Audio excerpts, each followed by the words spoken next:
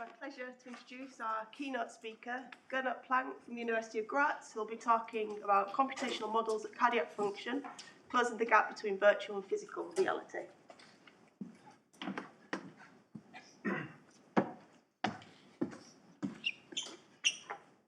So thanks to the organizers for having me. Steve is not around, but I'm sure he will show up. Oh, he is. Oh, here he is. So I'm not necessarily the ideal keynote for a meeting at the intersection of UQ AI, because I'm not really doing any of that. I'm more into digital twins. I was also initially very skeptical about the topic when Gary and Prof and Steve started to work on UQ and all those things. So after 20 years of working on forward models, we were so proud. Finally, we're getting to the point where we can do something plausible with it. And then these guys come along and say, well, this is just single shot. What is about parameter uncertainty? You're supposed to run millions of simulations. So we had to start over from scratch. Initially, I was not really fond of that idea, but I started to adopt it and getting increasingly into that. So let me start. I'm going to talk a little bit about basically the ECG, digital twinning we're working on, and a little bit of the company work. I'm also affiliated with Numerical. I'm a co-founder. So here are my disclosures. So linking the gap between physical reality and models. So if you look at this real world entity, sudden cardiac death, and you want to know what's going on inside there, so you can stage that in a model. Here is an optical mapping experiment, and you can say it's not an in silico experiment. It's really experimental, and you can think, okay, how are these things related? These, in my view, I think we call it generic models. These are mechanistically related. So they are qualitative emergent properties you can match. You can look into activation, virtual electropolarizations, and so on. But this is not going to be quantitative. This is what we call phenomenological modeling. So in principle, when we go in silico, we can get closer because we are not so limited as in experimental technologies. So, but the question is what's going on here? Is it this? Is this really the same thing? And there are two ways of approaching that. I think we can quantitatively match models to ensemble properties so that we can say, okay, the parameters we are using and the outputs we are getting are in the same distribution as what we observe in reality. So, and we can use that to make an ensemble inference. So this ICD has a defibrillation threshold in this type of patient, like, you know, predictions like that. And we use that in virtual cohorts as a medical device development tool.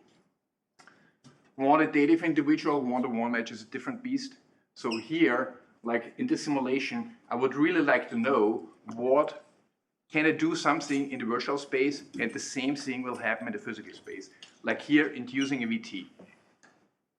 There's no way of knowing exactly, but we have observations like ECGs. And if I want to do that, I need to match observations between the physical and the virtual space. So this to me is the most challenging and the most interesting bit to work on. And here we can really make personalized inference for diagnosis and prediction. So these are digital twins. So I'm going to talk a little bit about that term in a minute for software as a medical device applications. So no digital twin, talk about a discussion on the definition of the term. So I'm using that here according to the digital twin consortium. Essentially, this is coming from industry, and it's for companies to monitor what's going on in their assets. So how is this related to medicine? So basically, you just replace a couple of terms, and you have a medical division definition of that as well. I think the idea is you want to know what's going on in the patient, and you build a digital twin to monitor that over time. So this is a little bit this term here, constantly updated virtual models. Steve is punishing me for that because we use the term without doing this longitudinal updates. I think this is semantics. So it's part of the definition and it's very important, but calibrating a model at one instant in time, let's call it the digital twin snapshot, you always need that. And when I talk about digital twins, I'm talking about digital twin snapshots. So I'm saying that so that you can't accuse me of hijacking the terminology. So it's basically about the extensive use of data-informed virtual model for a more effective healthcare. We are not building virtual humans, like we leave that up to Lisbeth and we PH people. we are really working on digital snapshot, digital twin snapshots of the heart. So personalized model calibration. So here is the forward physics. We take some pride in we were able to build that, so we can do really multi-physics simulations, integrated one, we can do that very efficiently. And we build all the software for doing that in-house in my lab and in our company. So now we have the ability to do that, and we can model a heartbeat. In this case, it's actually my heartbeat. So, but to model the heartbeat, this is not really my heartbeat, it's just the anatomy of my heart. If I want to calibrate that to the heartbeat or my heartbeat, then I need to identify a lot of parameters. This is a really high-dimensional object. And we have to infer that none of these parameters can be measured, not even ex vivo. Conductivities you cannot measure adequately or accurately. So we need to infer that from things we can observe, and by and large, these are ECGs, body surface potential maps, maybe invasively EGMs. We can do non-invasive imaging to track motion, maybe displacements. And we can measure non-invasively with PVGs or cuff pressures, or invasively with catheterization, we can measure pressures. So we have sparse, noisy observations, which are hugely, you may think clinical measurements are accurate, they are not. They are hugely uncertain, afflicted with uncertainties, and there's a lot of residual variability in any of the signals as well. So if we need to infer now all the parameters of this high-dimensional object, the forward simulator, this is a challenging problem. So where do we start? So you start somewhere with some informed guess to get a first forward simulation, and it gives you a result. Often, like here, you get a result like that in a medical's paper on VT induction. So this is a thing we cannot observe. So how is this related to that? In fact, it is not. So there are a lot of pointers explaining what happened in the digital twin of a virtual heart. This is not happening in this patient for sure. So we need to use observations we can make and not virtual observations. I think this is an important point. Otherwise, we cannot compute a loss. So we can compute a loss between the forward model and our observations, and then we go back and recalibrate because the first iteration will suck, for sure. So there are essentially three ways of doing that. So you can do optimization, but optimizing a joint optimization for such a complex object is a non-trivial task. You can do sampling, then you need a really fast forward model to sample that efficiently. And maybe if you have enough synthetic data, you can learn the inverse function of the simulator and use an ML regression to infer at least an initial guess of the parameters that give you the right answer. So digital twins for precision medicine are the future. The perception is this is already happening. Let's have a closer look at some of these things. So these are high-profile studies on, where models are used to personalize ablation strategies and use it for risk stratification. So the nice thing about it is all are using some variant of my simulator. So, and I was interested in looking into how are these models calibrated? How are these digital twins calibrated? So if you look at model calibration, so they use some static conductivities. And for those who are familiar with the matter, these are pretty small conductivities. Then in the border zone, they reduce it by 90%. So this is really small. So if you look into what this means in terms of physiology, you get steep wavefronts with depolarization wavefronts at a range of 20 to 70 micrometer in the transverse direction. So to resolve a wavefront 20 micrometer in space, you need a damned high spatial resolution. Even my simulators need to spatially discretize that properly. So what resolution is used? 390 micrometer. So this doesn't add up to me. So and if you look then what this means in transverse direction, basically when you do look conduction velocity as a function of spatial discretization, you get numerical block all over the place. And what this does is in the simulation then, you get all kinds of artifacts. So you get artificial functional reentry, you get numerical conduction blocks, and so on. And then you use this to infer a criterion like VT is inducible and maintained for longer than a second. Look at that. So this kind of artifacts, this is not easy to see in a complex simulation because it's hidden. It's really a complex simulation. You can't see it. In this simple object, it's easy to see. If you look in a more complex simulation, what's happening here is like you have transverse conduction block, and the rotor is always, you know, drifting along the fiber direction because it cannot enter, it cannot go around. So this is a micro re-entry at a very small spot. So I think none of this is real. These are uncalibrated models. They're seriously flawed by numerical artifacts. There's no comparison to observable data. The outcome is effectively randomized, as I will show later, but this is already used in clinical trials, so this is FDA approved. And the authors hope to make computer simulations part of clinical care. I'm not entirely sure whether we should hope for that, at least not in this way. So we thought, okay, we make available the simulator within the OpenCAR project. That's great, people start using it. But downloading software from a web page does not immediately make you an expert in numerical simulations. So there's a lot of extra stuff you need to know about it. And we are thinking now more about safeguarding that. So there's a lot of issues with miscalibration, artifacts, lack of reproducibility, and limited user knowledge. So, and what we're coming up with is this software called Forceps. So we have an abstract study definition in the form of a JSON dictionary. We initialize all the cells in the entire domain. We compute all the conduction velocities, tune conductivities appropriately for the conduction velocities you're prescribing on the grid you are using, and get the limit cycle, a stable limit cycle, experimental stable limit cycle at the organ scale. So this gives you an analyzation automatically within a matter of seconds. If you are too lazy to do that, you can use our commercial tool. You press two buttons to tune your cell model, you tune your conductivities, and you get in a simulation, you get your checkpoint for starting a simulation. So this is completely automated and behind the scenes, and the user in this case does not need to know a lot about simulations. Anatomical twinning. So this is in principle the easier bit. So what we were working on is on our autosegmenters. So we are constantly increasing the number of labels we're using. Like here, we also use the non-compact myocardium as an additional label to get out anatomy fairly robustly. Rather than for the meshing, I'll talk about that later. So we also, tissue discrimination is an important thing for LGE data. For instance, you want to know what the different types of tissues, you need to discriminate that. So we're working on that, and we're building up a training database. We have 200 very carefully annotated data sets we use for training of these data on both on CT and MRI and photon detector CT, and we're also working on transfer between different networks, between different modalities. So we are running a number of automated pipelines.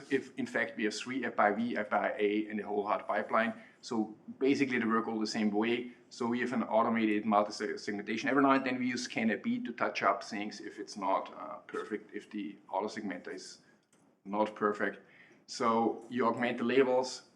The meshing is very important. We licensed in a number of meshing technologies, particularly for doing topology cleanup and so on, to get really sound and high quality meshes. We do an automated landmarking, compute anatomical reference frames for that, and impose heterogeneity on a per rule basis. Pretty much everything that's in the literature we can do. And we can also map in data if we have them. And the interatrial conduction pathways, we use cables kind of for personalization. It's like the same technology we're using for the Purkinje system. We will see that later in the simulation. So we tested this on the first cohort, the first batch of 50 bilateral models. So we always build an erection iconal and erection diffusion variant with 250 micrometer and roughly 1 millimeter. So you see some timings. The UEC computation takes a little long at this point because we're solving a nonlinear mechanics problem here and not a Laplace problem, because with the Laplace problem is published, you get a lot of issues with distortion of the UEC space. So we need to use a better preconditioner here. Overall, erection iconal model and millimeter resolution in 9 minutes. It's done with everything from UECs, fibers, everything included. So on the erection diffusion model, it takes a little longer. So we are here at 3 hours, but we're gonna land at 30 minutes once we fix the preconditioning issue here. So it's a very convenient way of generating models from images, because you're down to minutes, and you can rely on the models. You get a pretty good mesh quality, everything nice and wrapped up and compatible with our simulator. But the more interesting bit is the functional training. So what are the core technologies? So we have the ability to build these anatomical models, and now we have to use the data. We are not using electroanatomical mapping data. These are, first of all, invasive and hugely uncertain. We're not using body surface potential maps because they're not abundantly available. So what is always available, and it's a very robust measurement, is the ECG. So we want to use the ECG only to infer our model parameters. We need to functionalize. What do we mean here? It's not as simple as assignment of parameters. All the relevant or the most relevant parameters in the model are space-varying functions. They are space-varying fields. So it's a function of X. These could be conduction system, conduction velocities, heterogeneous restitution properties, and so on. So you run a forward simulation, compute the ECG, compute the gap, and then you go back and start a calibration loop. So the ingredients you need for doing that is you need a fast computation of observable quantities, the ECG in this case with high fidelity. You need a spatial representation of key parameters for automated sweeping, measuring the distance between simulated and observed data, that's a given, and efficient calibration method to reduce the mismatch. So this is the most tricky part. So the fast-forward model, everything in cardiac function depends on the activation sequence, no matter what. Everything downstream is affected by that, down to certainly also mechanics. Getting the activation sequence right is kind of tricky because there's this diffusion term in here which complicates our life. So why? So the wavefront, the depolarization wavefront is extremely steep in space, and you have to sample it. So if you undersample it, you're underestimating the diffusion, and then the wave is going to slow down to the degree where it's numerically blocked. This is particularly an issue if you look at slow conduction velocities. So it also appears the activation sequence needs to be right because this is a source term on the right-hand side on the equation we use for computing the observable quantities, which are extracellular potential fields. So what we can do here is we know what the conduction velocities are supposed to be. We can pre-compute that and use an aconal model. With the aconal model, we only get activation times. Every point in space, we get an activation time. We can couple that with an analytic solution of the foot of the action potential to drive the upstroke of the action potential in space at the right time. So with the simple modification of a monodomain simulator, you end up with a reaction aconal model. And then you are basically at real-time performance because you're not locked into a high spatial resolution. So here, propagation is mediated by the aconal term, by the I-foot term, and not necessarily by diffusion. You can solve it like that, then it's a full-blown monodomain model and an aconal model coupled together. It's more expensive than a simple monodomain model, but you can do it on a coarse resolution. This is a reactional aconal bus model. As you don't depend on diffusion for mediating propagation, you can remove this term here. It's still working. Then it's a local problem, very fast to compute because you're only doing per-nodal computations. There's still the ionic model that can be very expensive. For ECG modeling, you don't need an expensive ionic model. Only the AP shape matters, not how it's generated. So you can either use a simple model, go for large time steps here because you're not bound to the CFL condition, or you just replace it with a shape. And this is then not a reaction aconal model anymore because you're not solving a reaction term. So it's an aconal plus VM recovery, and you can also do that at bidomain setting. Now you have a real-time model that predicts you can use for ECG prediction. So the aconal model gives us activation times. We couple that to recover VM, but it's still a single shot model, and in more complex activation patterns, activation depends on the history. So on diastolic intervals and so on, the velocity is essentially state dependent. So how can we include that in a reaction aconal model? So we added a state machine describing the transitions between the different states. Then the velocity eigenvalues of the velocity tensor become functions. So here, functions of diastolic interval, of curvature, also of the state, because velocity can only happen if the tissue is excitable. So if the tissue is excitable in this state, then propagation can occur. And then the states are changed also by APT effects like the APT restitution and diffusion effects, smoothing out the refractory tail of the propagating wavefront. So by doing that, you can do multi-shot simulations. Sorry, that was, I think, too fast. Oh, that's the wrong way. 。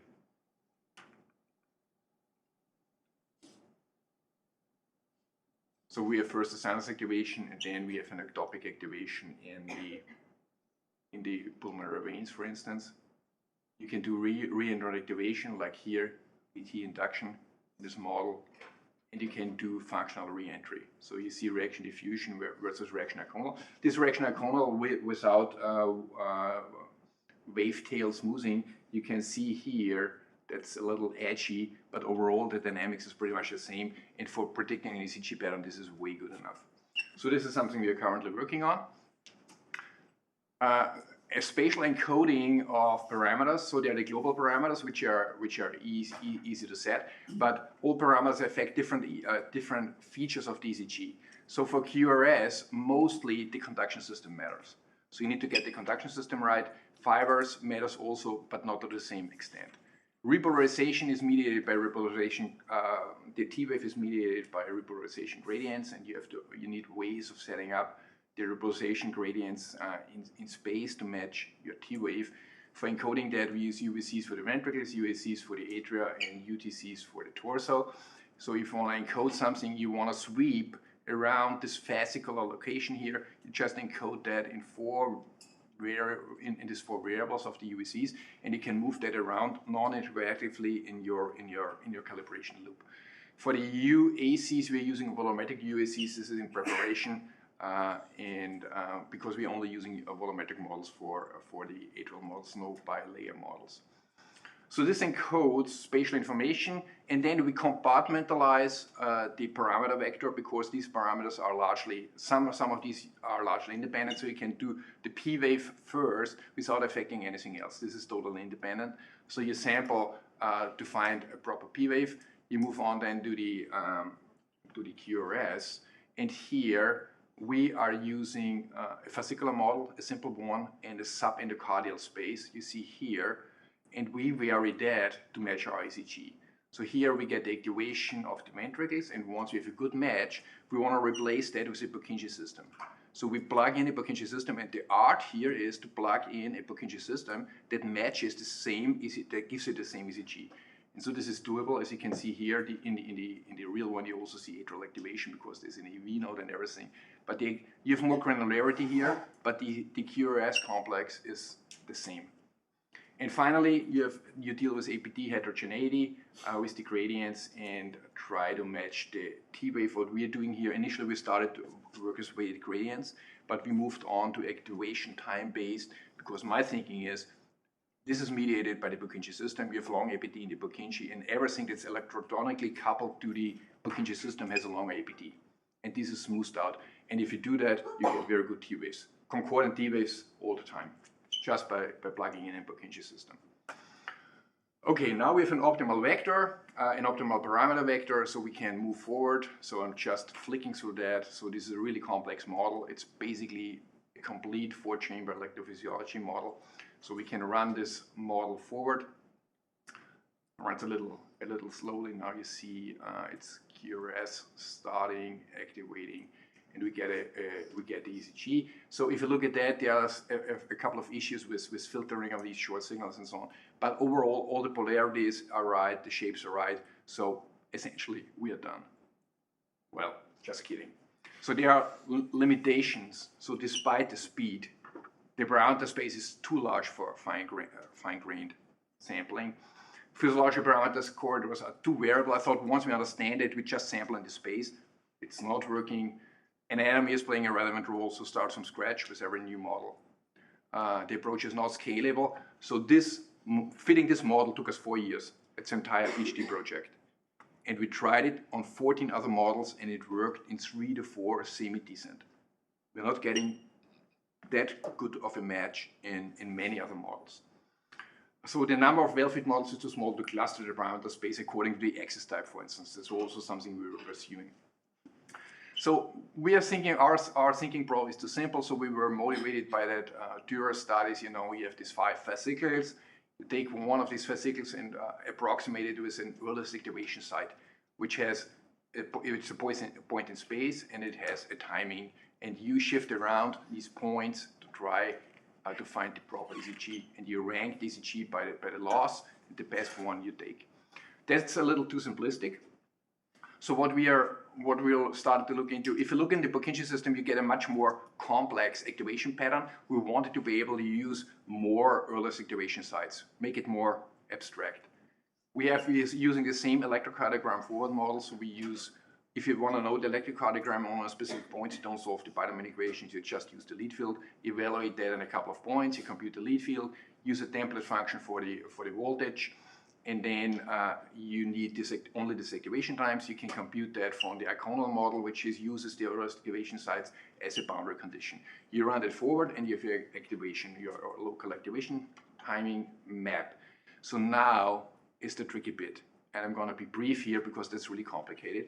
So what you're using here, it's developed by these three gentlemen here. These are optimization experts. It's called geodesic earliest activation site identification. The basic concept is like that. So you have an earliest activation site, you compute the column with the geodesics, you get activation times at the boundary, and then you can back differentiate that and move that point around to minimize the mismatch at the boundary.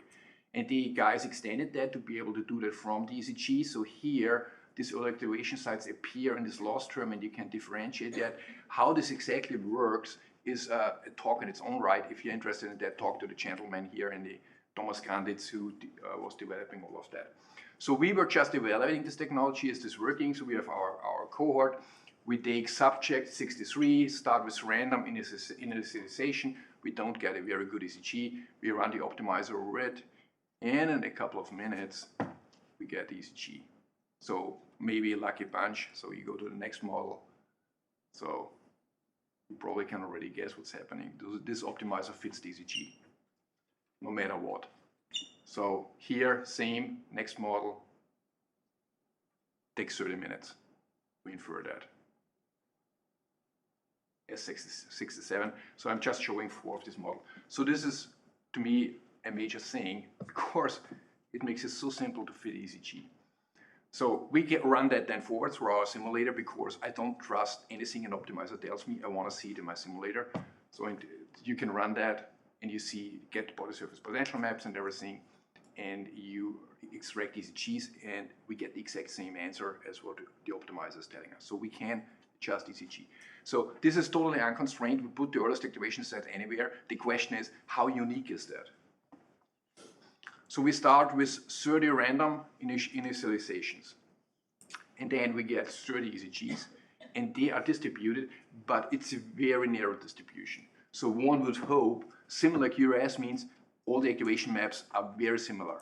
The optimizer goes always to the same spot. But this is not the case. So here I was totally wrong. I always said, it is so hard to find one good ECG. There will be only one solution, maybe 2, but not 100. This is not the case. So you can find a lot of these solutions. If you go for a physiological interpretation, you can find some, I would call that an anteroseptal fascicles. You can get a septal fascicle. You can get a moderator band fascicle, a posterior fascicle, and so on. But you get also physiologically very unlikely positions. Like this one, I don't believe at all. And it would not allow that the optimizer to put an earliest activation site at the subepicardium. So there are a couple of things we can rule out. What we need to do is, this solution is non-unique. We have to accept that. So there are similar and dissimilar patterns in our solutions. So we need a physiological regularization. So we started doing that. Here's the unconstrained version. Then we allow only activation sites in the subendocardium, 2.5 millimeters. So we still get a good fit. And then we also exclude anything that's too close to the base. So then already the fit gets a little worse, but it's still a very good ECG. So if you run that forward, you see the dipole appearing at the surface. It's a little more than a simple dipole. Sometimes it looks a little quadrupolar. If you look during the R, you get very different body surface potential maps at the peak R. But if you look at the solution here, this is largely consistent with Dura. You get an anteroseptal, a posterior, a septal fascicle. You get the septal fascicle is a little up high in the septum. I'm not sure whether this is physiologically plausible. You get in the RV a septal and a moderator band. So I think at the end, with physiological constraints, we can narrow down the number of plausible solutions. But to be really sure we're getting the right activation, we need to use predictive capabilities of the model, and we need to interrogate the system from different angles. That means we need also some other activation sequences, not just sinus. And you can do that with RV apex spacing, coronary sinus spacing, but you can do that only in patients. Here you get a lot of signatures, and finding a cardiac conduction system that is compatible with all the signatures will narrow down the space by a lot. I would say. Unfortunately, none of the 14 volunteers was willing to undergo a pacing procedure, so we really have to do that now in patients. So this is kind of solved. Can we do similar things for the P-wave? So we have our pipeline for generating the models. We generate volatile QECs. We use discrete bundles for interconnecting the interatrial pathways. So we register that with GoICP into a torso, because often these scans, they don't cover the whole torso. We use fitting torsos, register it in, compute the lead field, and then we run forward. You can also see how the cables work. It's very flexible. I can put in as many cables as I want. I can fantasize. I can put in hundreds of cables connecting that, and I can parametrically control where the exit and the insertion sites are. So then you can use that for forward sampling, like the insertion site of Bachmann's bundle. Is that actually a relevant factor? So you sample around it, you get the physiological envelope of that here. So it's building up. So you have enough space to fit in an activation sequence that gives you a P-wave that lies in this envelope. The other thing is, does GRC, is this a universal tool? Would it work on this setup as well? And it's not working as well as in for QRS, but this was something we tried just last week. Thomas ran it over quickly. It's not even the best one, but even that, if you look, it will work. At the end, it will work. So you can also use that for calibrating the P-wave. These are still very complex simulations, and we used OpenCarp, or our own carpentry simulator, for running that, and this is really a complex thing to do. A lot of parameters. You load up a huge mesh, generate all the stiffnesses, run one simulation, and then you do 3 seconds of a forward simulation and compute an ECG, and you did 30 seconds of setup phase. So we built a dedicated tool along forceps. So you describe your setup abstractly in a JSON file, link it to tags in an anatomical model, and then you can sweep any of the parameters. In this case, we're doing an RV basing sweep, and so we run over that, and it's not regenerating anything. It's a very simple tool that loads a mesh once and changes the parameters on the fly and iterates and iterates and iterates. This is pretty much the speed you get of the visualization. And the nice thing is, it's a very compact command line tool available for all platforms. It's highly abstracted to control complexity. The only thing you need to do is to write this JSON file here. It's shared memory parallel, no dependencies, 3 megabytes. I can email that code to you, and you can run it if you wanted to. And the real-time lag is platform dependent. On my Mac, it's roughly a factor of 3. So it's a universal ECG generator that generates ECGs on biophysically detailed models in no time. So it's called Gizmo. I'm not sure whether we're gonna stick to this name at this point. It's Gizmo. Electromechanical models, I'm not going to talk too much about that, but we invested so much time into it, so I felt it was a shame not to mention it at all that we're doing that. I'm referring to Marina's talk this afternoon. She will talk about the details. So here you also have the fitting problem. So first, what we do is we fit the circulatory system. We have very limited data use, probably only 2 data points in for a Windkessel model, or CircAdapt is a completely different beast, much more complicated to calibrate.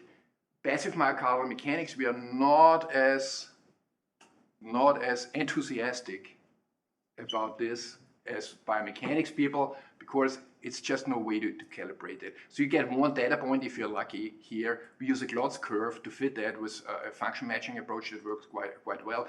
But in principle, the interstolic pressure volume relation in vivo you cannot know. You don't know the pressure, you don't know the interthoracic pressure, and you don't know how much remnant calcium is still activated. You don't know the active stress term. So there's no point in my view to fit this to the real data. So we're using Klotz relation here. Pericardial boundary conditions are very important So we often see hearts that are contracting wildly inside. This is not happening in vivo. So it's the reciprocal filling property of the heart. The outer shape of the heart is not changing, as you can see here. Okay, the outer shape is not changing. Hampering is mediated by atrioventricular plane displacement and radial wall thickening. These are the two factors. 70 to 80% is long axis shortening, and this has to be reflected in boundary conditions, so we investigated a little bit on that. And the end, you take the stress model, we use a simple model first, phenomenological model, and maybe then we switch to a more complex model. So we couple that usually with circuit up in a very flexible way. You can do BI-V plus circuit up, you can do LA plus circuit up, so all kinds of variants, and this is you can use that to produce pressure volume loops in all chambers. So I'll leave the details up to Marina. Computational, this is quite efficient. Even at a 1.2 millimeter, it's 30 minutes on one heartbeat on HPC. If you go to BI-V only, it's desktop computing. In 4 to 6 minutes, you compute a heartbeat on a desktop. So this is more company stuff, very briefly, some MDDD applications. So we are interested in defibrillation therapy. So there are a lot of new devices coming on the market. They all have their pros and cons. And this is an interesting problem because their performance depends on design and implant parameters, and there's a huge potential for in silico optimization. So you make an in silico model of all these devices, implant it, and optimize it in silico. The most important factor is always about observations. What can you observe? In this case, it's two things. It's impedance and DFT. So impedance is kind of an easier target to hit. You create your device, it's all the material properties, implant it at the right location, set up the lead vector, look at the electrode milieu. It's very important to consider whether this is acute or chronic. Space and specificity comes in through connectivities of the individual compartments. And then also technical factors, you want to get the gradients right close to the electrode. And then you implant that, turn the device on, compute the field, you integrate then, you compute the current field, integrate over the electrodes to compute the total current, and from that you figure out the impedance. And this needs to be on spot, otherwise there's no point in using that for business. It has to be really, really on spot. This is an important metric. DFT is a harder target to hit, so because this is done clinically with DFT testing, should we replicate that in silico? There are a number of reasons why we are not doing that. This is really complicated because the activation of the tissue via electrical shock is mediated by the activating function, which is a complicated function that depends on heterogeneity of the field and heterogeneity of the structure. Most likely we never get this perfectly right. It depends on the arrhythmia itself, on the arrhythmia complexity. That's something we cannot observe. The non-compact myocardium is playing a role because it's activated by the far field. In most models we don't have that. And the HPS, the His-Purkinje system, is activated by the electric field. And we have this shown with Ed Wickman early on. You get very complex activations of the His-Purkinje system. So these are all factors we can control. And at the end, it's a stochastic problem. So if you induce a simple arrhythmia and you want to defibrillate that, use different shock strengths and different coupling intervals, and you get statistically different outcomes. You need to build a vulnerability grid to get out to the dose response curve. So DFT depends on a lot of technical factors, which we know, but also a lot of uncertain physiological factors like arrhythmia, anatomy, structure, connectivities, and so on. So DFT is observable but not computable. So we are using simple surrogates like the critical mass DFT, so which says that a shock succeeds if a critical mass of tissue is exposed to potential gradients above the critical strength. So we use this 95% of tissue larger than 5 volts per centimeter, which is a very conservative guess and too high, according to our experience. And then we can use these EFTs to guide the design optimization. Because quite often this is counterintuitive. You may think it's a simple problem. You put in 2 electrodes, set up a field. But there's a lot of variability. Elongated hearts are very different from shorter hearts. Fat, muscle, everything is playing a role. So you need to be fairly detailed. And it's not always immediate obvious why one design works better than the other one. So what we're currently working on with a company in the US is running a simple first in silico clinical trial. So we lined up 20 cases. They got the funding for that, for doing that. we infer parameters from a distribution, so there's no way of measuring that. We implant that in a lot of different ways around either pectoral or lateral positions, and compute the impedances and compare the real world data. So here, that's one thing we have already shown. The impedance prediction we get is totally on spot. So we are always very close to the mean of all the cases we did so far. The gauging criteria we are still working on because we're not computing DFT directly, and we are planning on scaling this up. I think this is also potential for actually a really patient-specific application because there's so much variability the way you implant the ICT. The deployment is playing a big role. Medtronic was using a lot of simulations for the extravascular ICT study just to inform the clinical study. How should they implant? And that, according to some people I was talking to, was hugely successful. So that's something we plan on doing in the next step. Basing therapies. So here I'm stealing a lot of slides from Marina. Very nice paper, very nicely done. So we have a lot of etiologies in the conduction system pathologies and a lot of therapeutic options. There's a room for optimization, and what you want to optimize is you want to optimize capture as a first step. So particularly conduction system basing, the way it captures is very important. You want to find the optimal basing locations and timings, minimize total activation time and so on. You want to optimize the protocol, like in Medtronic's IATP algorithm, it's also simulation informed. So this is with joint work with Daryl Swanson at Medtronic. And you can optimize the combinations of therapeutic options, like run ATP over CSP, like antitachycardia basing over conduction system basing, and so on. So here, the observable quantities capture thresholds and tachygrams. So capture threshold is a function of the spacing vector here. So we know by domain theory of pacing, locally you get different ways of capture. You get make and break excitations, and you get also activation of the far field and trapoculations like here. So this is also activating. In some therapies like multi-stage electrotherapy, far field effects are used to activate the Purkinje system, for instance, or somehow penetrate the gap in a VT circuit. Transvenous pacing, to do this efficiently, so you put in the electrode and we compute the pacing vector field a priori and use that at the right hand side in the monodomain, so you can run very fast simulation studies with a monodomain model without using a bidomain. So you can see that here, full physics causal pacing. So here you don't capture, tissue is refractory. So now tissue becomes excitable, and this is really a full physics capture mechanism. We can compute the Lapie curve, the strain duration curves for all these settings and so on. These are technicalities. More interesting is conduction system basing, something we're working on right now. So you need a cardiac conduction system with a proper topology, mostly the His and all these structures. So that's why we're building a very detailed model of AVN and His bundle. You need a device like Medtronic's Select site. We use them as a model here. So you build an elite silico version of that. You implant it. You need technology for remeshing because to resolve the gradients, you need to be at a very fine resolution. And we've automated that so you can easily select your remeshing volume. All the labels and all the surfaces are preserved, and you get a very nice mesh for that. And then you can compute the pacing vector the pacing field very accurately, and can use that to see how this is actually capturing here.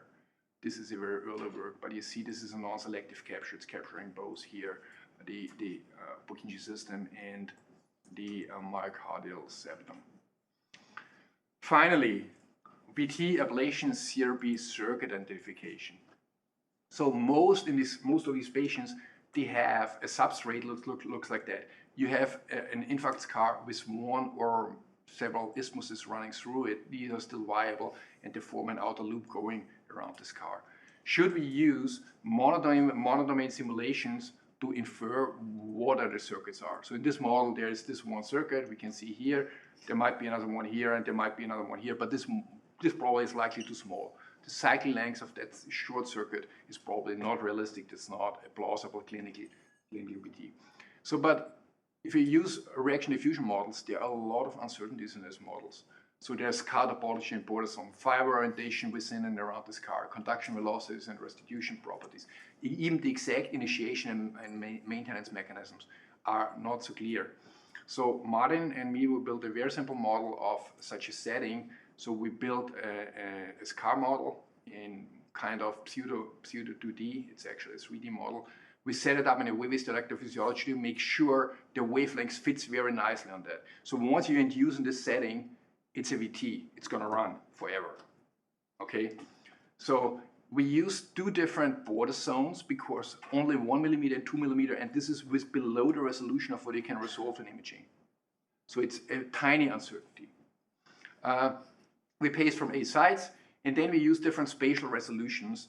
We preserve the exact geometry, but just change the resolution from 100 to 500 micrometer. So when you do a reliability test, does this affect the VARP, virtual arrhythmia R protocol, whatever. So the testing protocol for arrhythmia induction, is it going to affect the outcome or not? Is this robust? So let's start with 100 micrometer. Border zone is a millimeter. We have 3 fiber orientations. It's always relative to the isthmus. So this is transverse, 45 oblique angle, and elongated, aligned. So, and we have one setting here according to the VARP criterion. This is VARP positive. Here, this is inducible but not maintained, and the other ones were non-inducible. We keep in mind, okay, here, these two guys were inducible. We do the exact same thing, but now we use a 2 millimeter border zone. So here, this is now 2 millimeter, otherwise exactly the same. So we try to induce 8 pacing sites, and all of a sudden, this is not inducible anymore. But all of a sudden, this is inducible. So a tiny change in border zone switched from this setting to that setting. If you go over all the combinations, border zones, different fiber angles, different resolutions, you get a VARP outcome here like that. Sometimes inducible, sometimes not inducible. Nicely, it's very close to 50%.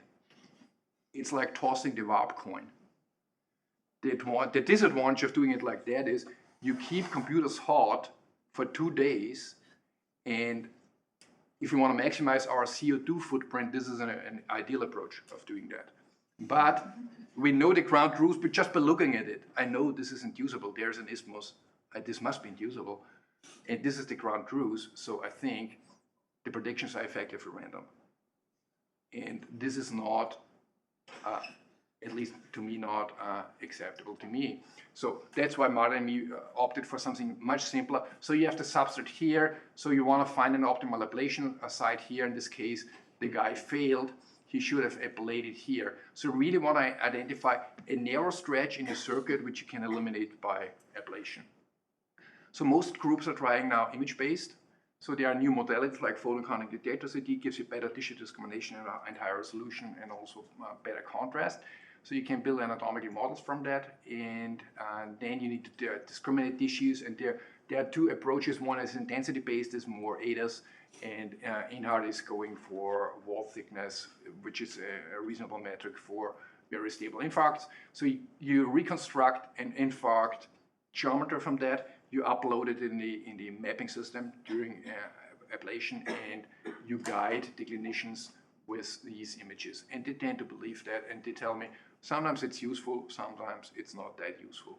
But you get visual information, and the errors are very popular in our field. So this is indicating, so the VT is going to go this way. We use a topological approach. We do the same thing. We build a model. The infarct is a certain topology. With our topology analysis tool, it's called Vita, we analyze, find the exit sites, and then we can induce electrophysiological VT circuits from here. So we get a border circuit potential map and an ECG signature. These signatures are unique, and during any intervention, the doctors go for that. They always try to match the QRS morphology. So if this is the circuit in this patient, our model needs to produce this ECG. And this is what we're doing. Here you see an example, a synthetic example in this case. So here, that's Vita identified. We put a little halo to put a block around it so we can induce in both chiralities, generate the VT signature in the ECG, and then we can compare. We can do the same thing with space mapping, which is probably going to be more robust, but to convince at least myself, this is the same thing virtually and physically. We need to be able to, we cannot produce totally different ECG signatures. I think this is clear to me, and this is to me the holy grail we are currently pursuing. So I would like to stop here and conclude. I think the anatomically accurate, biophysically detailed in silico models of cardiac EP with rhythm performance, these are real now. So this was something I considered science fiction, maybe even 5-6 years ago.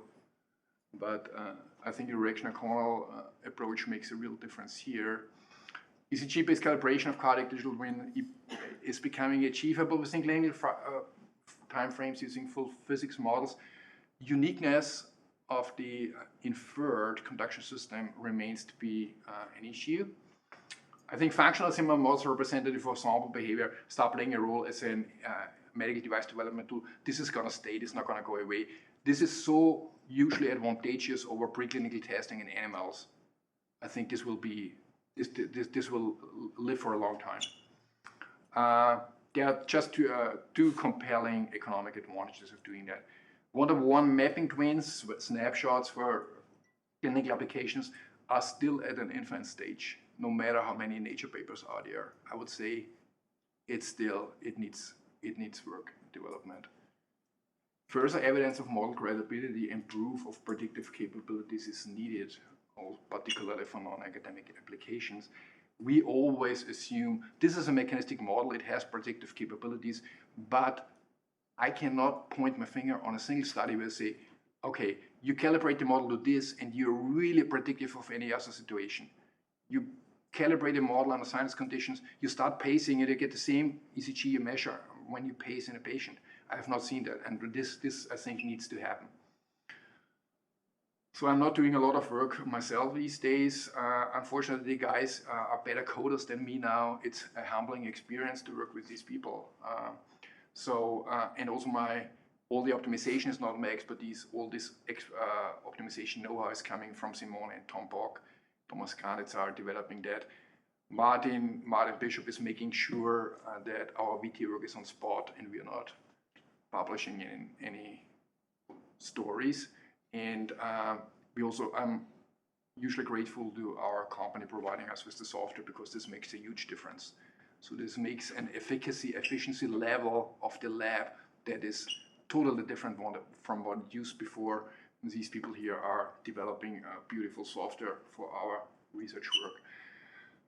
Finally, this is our universe of tools ever growing. There will be an Open Carb user meeting if you're interested in using our software or bits of it.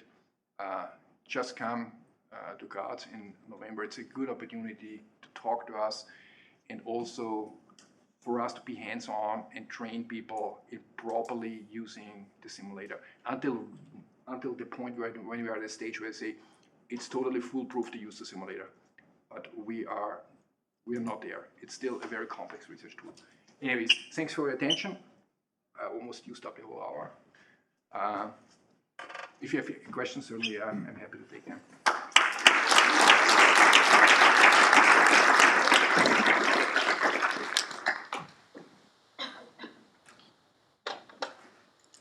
Thank you for that great overview. You mentioned that if you don't constrain the earliest activation sites, you get a lot of solutions that reasonably match the ECG. And if you constrain it, there are fewer. Do you have a feeling for how many solutions there are left? Is it just a handful or still many? This is on an early stage, and we're just starting to investigate that.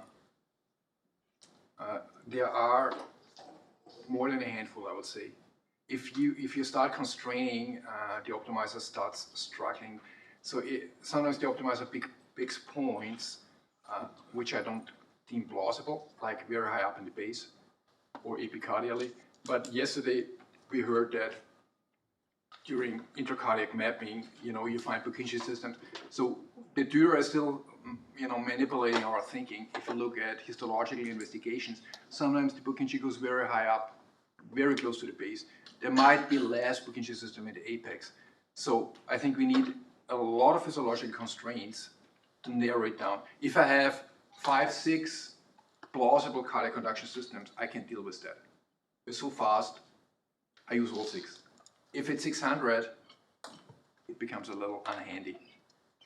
At this point, it's hard to tell how many there will be, how many solutions.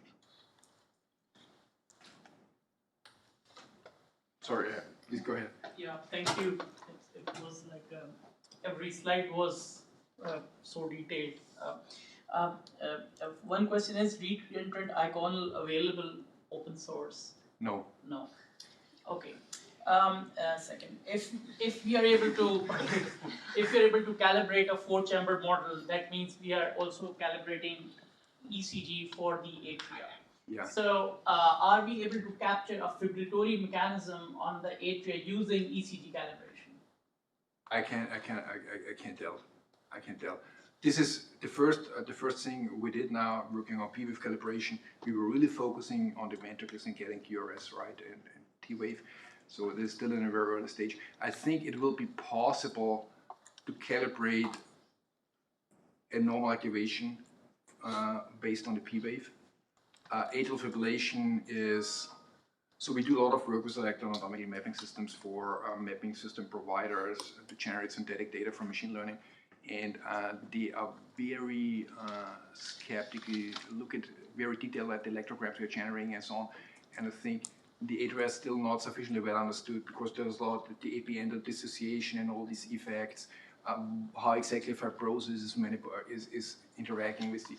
So I think that would be a bold statement to say that we can calibrate to the P waves or to the signal during AF. I would rather think to believe this is not possible or very challenging.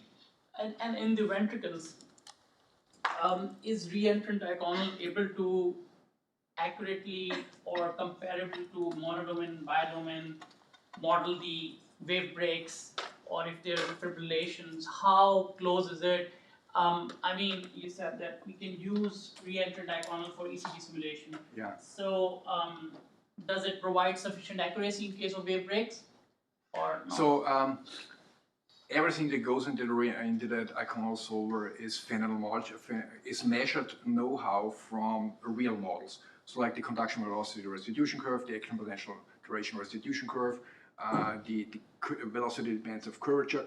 All these are parameters that go into that model and aim to replicate. So the one simulation I've shown, the simple re-entry that matches it very well. To do something like what Flavio was showing, very complex patterns, we have not tested, and this is also not our main target. It should not, ideally, it replaces reaction diffusion for everything and it do everything in real time, but this may not be possible. So we are mostly interested in VT simulations, and this works beautifully. But it's a much simpler application scenario. Thank you. This was a great talk. Thank you. I think Blanca wanted to. Oh, Ali. Yeah, I have a question. But, so I have many questions, but I can talk to you later. So the main one is, if you were a new PI, and we have a lot of early career researchers here, where would you invest your time? Now.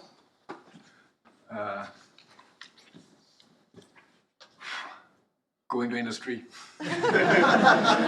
Honestly. I tend to invest time into things I don't know. And this is all this ML stuff and all this computer science bits of the model calibration. And I think this will be most useful for fostering academic careers. A good recommendation is come to my lab. So there are some success stories. Carly Gillette has become a professor in Utah 3 years after completing her PhD thesis, so I'm quite proud of that. And she was doing forward modeling stuff. But if I had to bet my money on, I really can't comment on that. It's a challenging question. That's not very helpful. I've never pretended to be helpful in any way. I think Alexander wanted to ask a question. So great talk, Gernot. So one of the questions I wanted to ask you is do you know if there is any effort to do a sort of formal study of observability and identifiability of the parameters of, not necessarily the models you develop, but general models of similar complexity? Because it feels to me that from a control theory point of view, before we actually even try to do one of the things that we are all trying to do, this is not a comment to your work, but in general, Yeah. we should actually try to find that out. And I'm sure that our models are not the most complex ones compared to other very complex systems in industry for, you know, aerospace, for other areas. And I just wonder whether that has been done, whether you're aware of that. No, I don't think this has been done. I mean, your experiments seem to indicate that it's not observable proper, the system. But it would be useful I think at the end of the day, you always need a lot of a priori knowledge to constrain what you're looking for. If you give it too many degrees of freedom,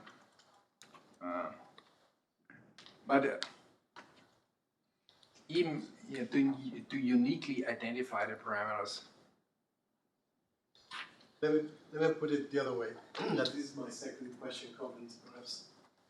Would it be worth that we as a community look at coming up with a consensus of the number of assumptions that we all should do, so at least we get all roughly the same answers, if we know that it's not unique? This kind of a standardization, that would be very useful to do that. There are, I think, always, you know, in academia it's maybe not the most prestigious thing to work on standardization issues. It's not going to give you a huge career boost usually, but I think it would totally be worth it.